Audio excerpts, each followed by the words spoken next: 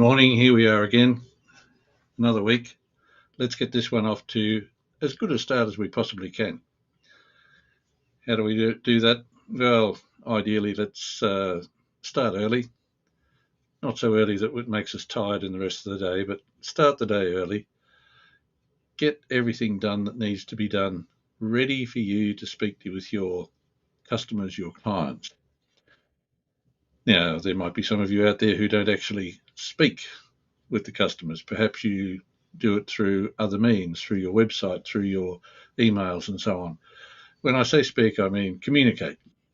Communicate with your prospects, your customers, your clients, and there's probably various other stakeholders that you need to speak to at various times. The most important thing about speaking with prospects, of course, is you want to convert them into customers, clients. The most important thing about that is having the right story, being able to tell the right story. If your story is forever changing, people perceive that as you not being certain, you not being sure of what it is that you're doing. As a result of that, they'll turn off. So your story needs to be appropriate for whatever your product or service is, and from the point of view of your ideal customer.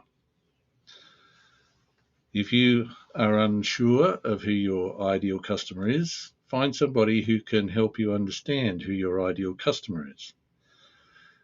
Knowing precisely who your ideal customer is changes everything that happens in your business. It puts you in a place of great confidence and tremendous certainty about how your business is going to operate and who it operates for, under what circumstances, and so on and so forth. It also means that you will understand your story much better. And the telling of the story is super important. Once you've got the story right in terms of the information that it provides and delivers, it's then important to look at how is that story being delivered. And I don't mean whether it's being delivered by voice or by something in writing, whether it be a website or an email. I mean enthusiastically.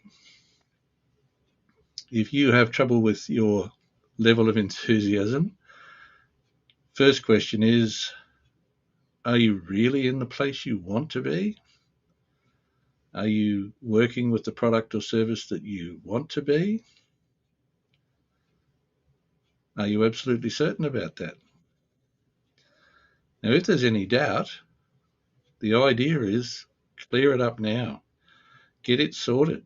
Because if you're going out to talk to people and you're not enthusiastic about whatever it is that you're talking to those people about, then they're not going to be convinced. They're not going to think, okay, this is the place for me to be. This is what I need to be doing in order for me to receive the outcome that I want. Nobody gets too excited about somebody who's a bit down in the dumps. If you're not enthusiastic about what you're doing, you can easily sound a bit down in the dumps, a bit bored with it all.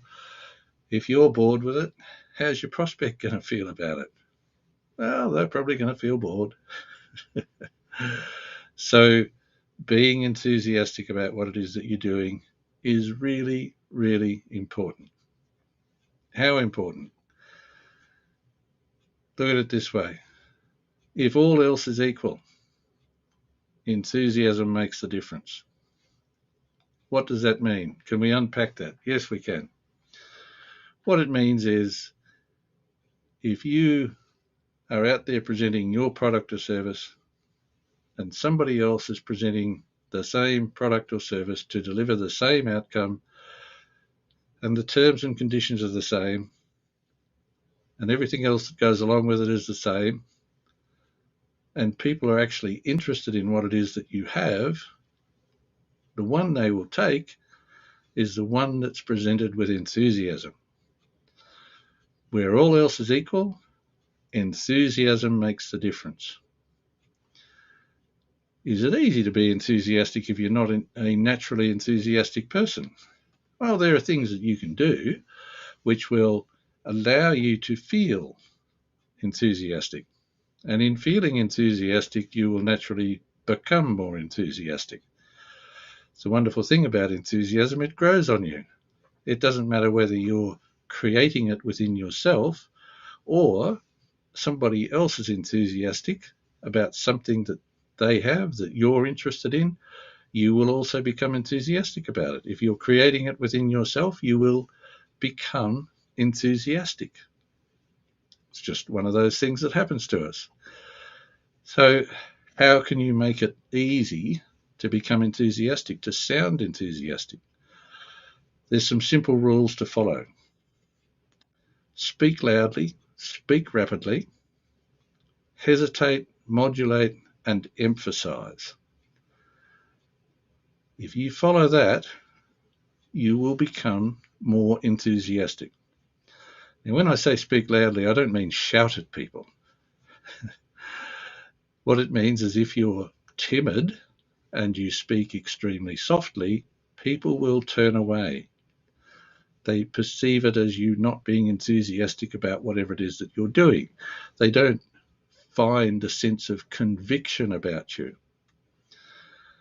If you speak loudly, rapidly, speaking rapidly allows you to lose that sound of hesitancy, to lose that sound of uncertainty, and to lose that sound of nervousness. All of those things turn people off your story. So speak loudly, speak rapidly, hesitate, emphasize, and modulate. If you speak that way, people are more inclined to pay attention. Because they're more inclined to pay attention, they'll be more inclined to find the answers to whatever it is that they're seeking. And by finding it with you, an enthusiastic person, they then want to do business with you. It's the way the world works. Where all else is equal, enthusiasm makes the difference. Get out there, have an enthusiastic week, and just